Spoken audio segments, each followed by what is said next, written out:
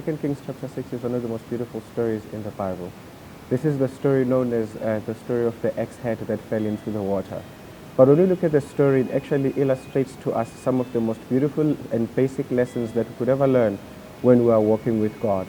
For starters, the Bible says that the junior prophets who were under the auspices of Elisha, the senior prophet, came to him and told him that the place in which they stayed was very small and they needed to go. And so the Bible says from then they asked permission from him and he allowed them to go. They also asked him to go with them. He joined them. And while they were next to the river Jordan cutting down some wood, one of the junior prophets then cried, "Alas, my master, it was borrowed." This was because he had broken the axe that he had been using and its head had fallen into the water. But I'd just like us to look at the key lessons that are in the story that matter in our everyday life as we live today.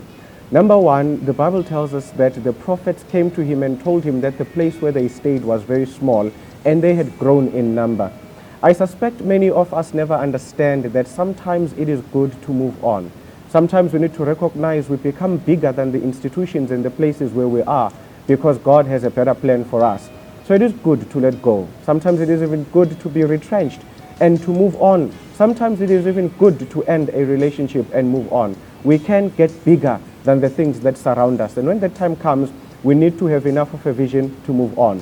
But also the story says they then asked for permission from the senior prophet. And that's very important.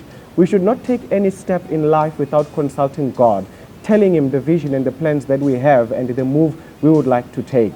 But this also includes people around us who may have better experience, who may have walked this path, who may shed some light on these issues. We may not be the masters of everything, and we need to consult from time to time. The story continues to say, the prophets then said to the senior prophet Elisha, "Do not only give us permission to go there, but please go with us." And I love that one. It is not always just good to receive God's permission to do something, but it is even more blessed to make sure that he travels with us in whatever journey that we take.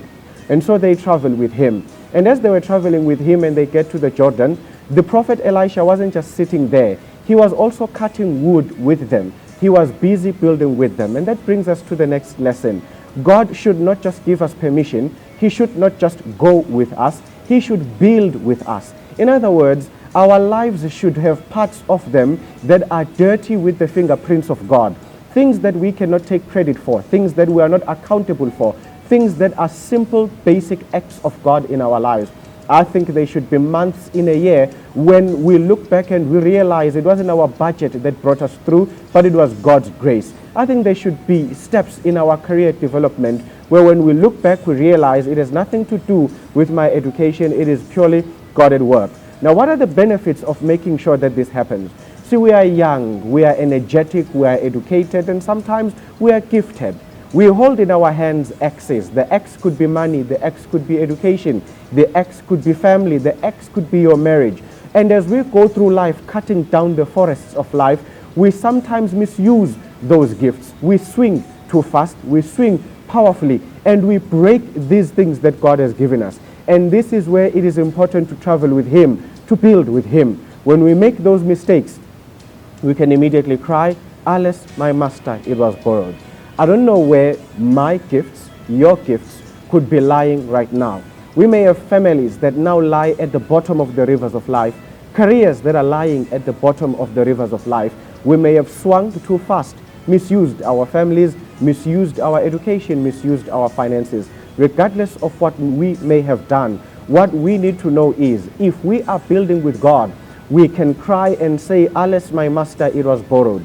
The family was borrowed, the kids were borrowed, the marriage was borrowed, the finances, the education, whatever it is that we may have misused, we can cry it was borrowed. And at that time, God can come through and rescue us. And I just want to finish with this lesson for you, my dear friends. For me, that piece of wood that the prophet Elisha put on top of the water symbolizes the cross of Calvary. That whenever the cross of Calvary is lifted up, no matter how strong the tides of the currents of life, no matter how deep the muddy clay on which now our axes lie on the bottom, when we lift up the cross of Calvary, there is nothing that Jesus cannot salvage for us. And in closing, he simply says, pick it up. Because it is not God's business to live life for us. His business is to rescue us and guide us, but not to live for us. So when God has given us a second chance, let's grab it with both hands and let's run the race once again and use the principles that we have been given. Communicate our vision, ask for His permission, go with Him, build with Him, cry to Him when we have made mistakes. God bless you.